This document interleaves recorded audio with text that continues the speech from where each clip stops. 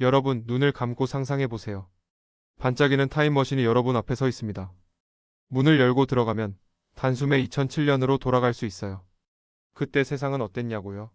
노키아와 블랙베리가 스마트폰 시장을 장악했고 유튜브는 이제 막 사람들의 관심을 끌기 시작했죠.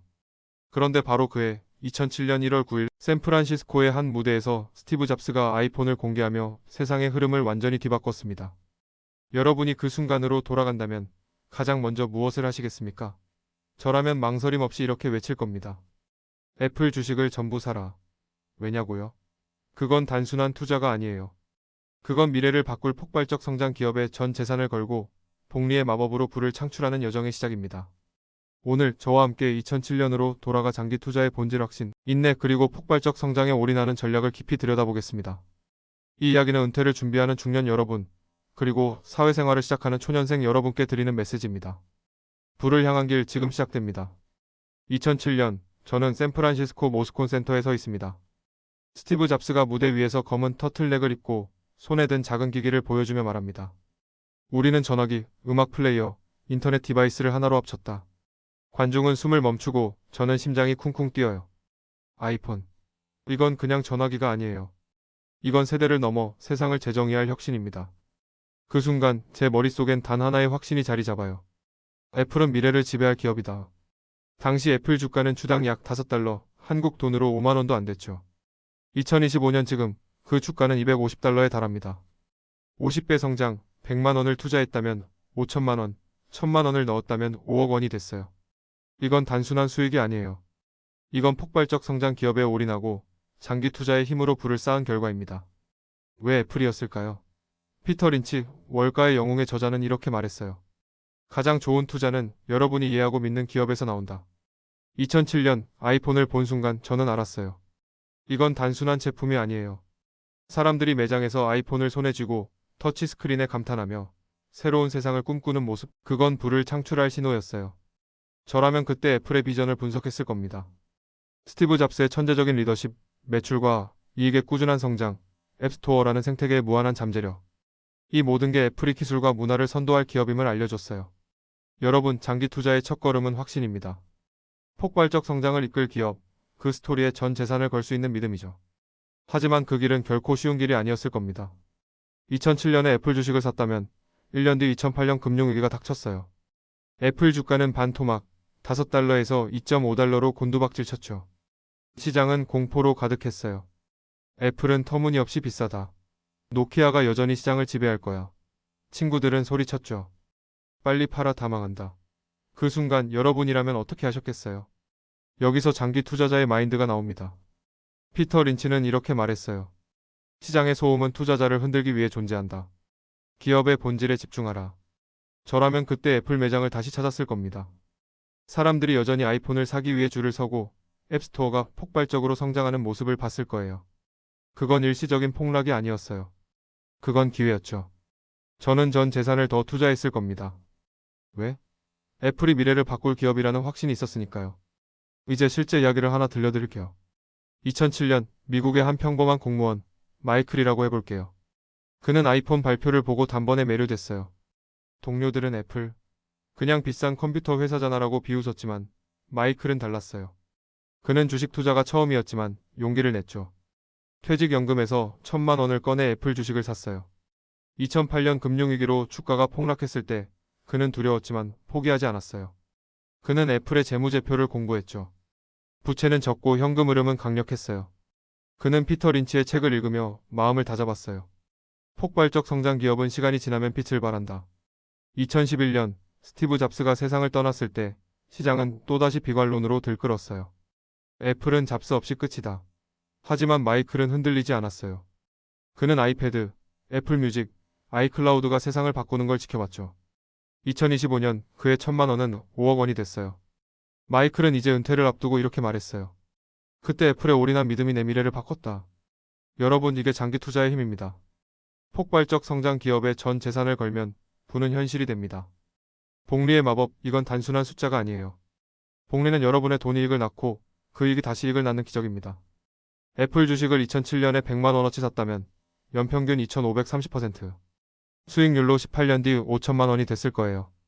1,000만 원을 투자했다면 5억 원입니다. 이건 시간이 주는 선물이에요. 피터 린치는 말했죠. 좋은 기업은 시간이 지나면서 가치를 드러낸다. 애플은 아이폰을 시작으로 아이패드, 애플워치, 에어팟, 그리고 서비스 사업까지 확장하며 계속 혁신했어요. 그 과정에서 투자자들은 복리의 마법을 누렸죠. 은퇴를 준비하는 여러분, 이 복리가 여러분의 노후를 지켜줄 수 있어요. 사회초년생 여러분, 지금 시작하는 작은 투자, 20년 뒤엔 여러분을 부자로 만들 수 있습니다. 하지만 장기 투자는 도전의 연속이에요. 첫 번째 도전은 확신을 얻는 겁니다. 2007년 아이폰은 혁신적이었지만 노키아가 시장을 장악하고 있었어요. 애플이 성공할지 확신하려면 깊은 조사가 필요했죠. 저라면 애플의 재무제표를 들여다봤을 겁니다. 매출은 꾸준히 성장했고 부채 비율은 낮았어요. 스티브 잡스의 비전은 흔들림 없었죠. 피터 린치는 기업의 스토리를 파악하라고 했어요.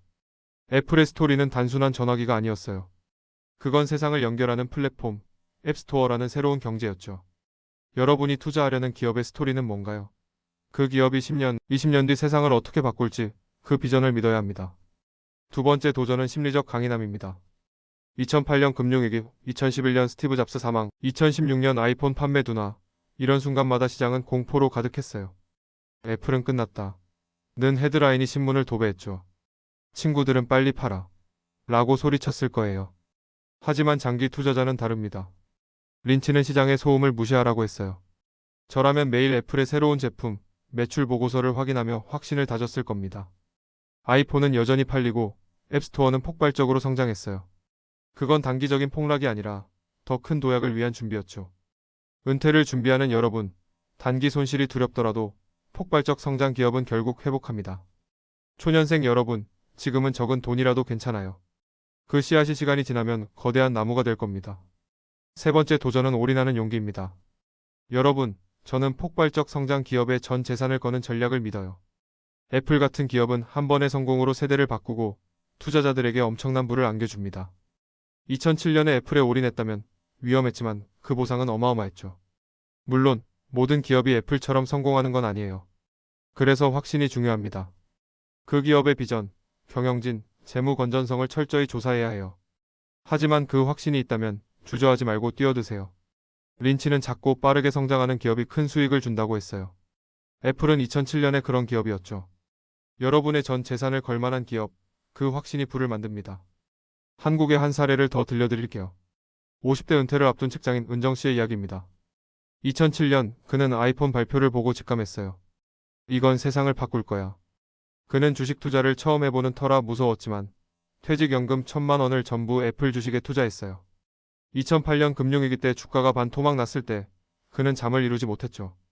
하지만 그는 피터 린치의 책을 읽으며 마음을 다잡았어요. 폭발적 성장 기업은 결국 올라간다. 그는 애플의 매출 보고서를 확인하며 확신을 키웠어요. 2011년 스티브 잡스 사망 소식에 시장이 흔들렸지만 그는 버텼어요. 아이패드, 애플 뮤직, 아이클라우드가 세상을 바꾸는 걸 지켜봤죠. 2025년 그의 1,000만 원은 5억 원이 됐어요.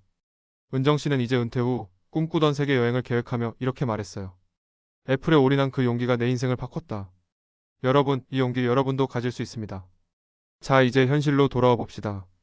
타임머신은 없지만 기회는 여전히 살아있어요. 지금 세상엔 어떤 기업이 2007년에 애플 같은 잠재력을 가지고 있을까요? 인공지능, 전기차, 바이오테크, 리스펙 투자 플랜이라는 유튜브 채널에서 말하는 테슬라, 비트코인 같은 자산도 눈여겨볼 만합니다. 테슬라는 2010년대 초반 전기차는 실패할 거야라는 소음 속에서 아이폰 같은 혁신을 이뤘어요. 저라면 지금 AI 기업이나 새로운 플랫폼을 조사할 겁니다. 그 기업의 재무제표, 경영진, 비전을 확인하세요. 폭발적 성장 가능성이 있다면 주저하지 말고 올인하세요. 그게 부로 가는 길입니다. 장기 투자의 핵심은 세 가지예요. 첫째, 확신.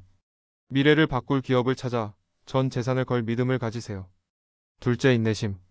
시장의 공포와 소음을 뚫고 버티세요. 셋째, 복리의 마법. 시간을 믿고 투자한 씨앗이 거대한 나무로 자라길 기다리세요. 피터 린치는 이렇게 말했어요.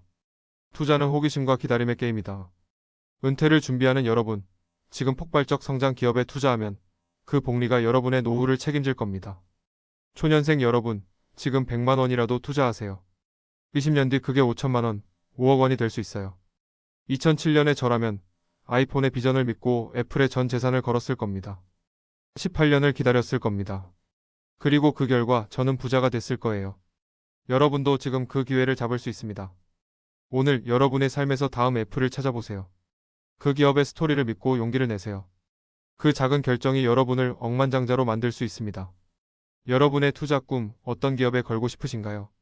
댓글로 공유해 주세요. 다음 영상에서 다시 만나겠습니다.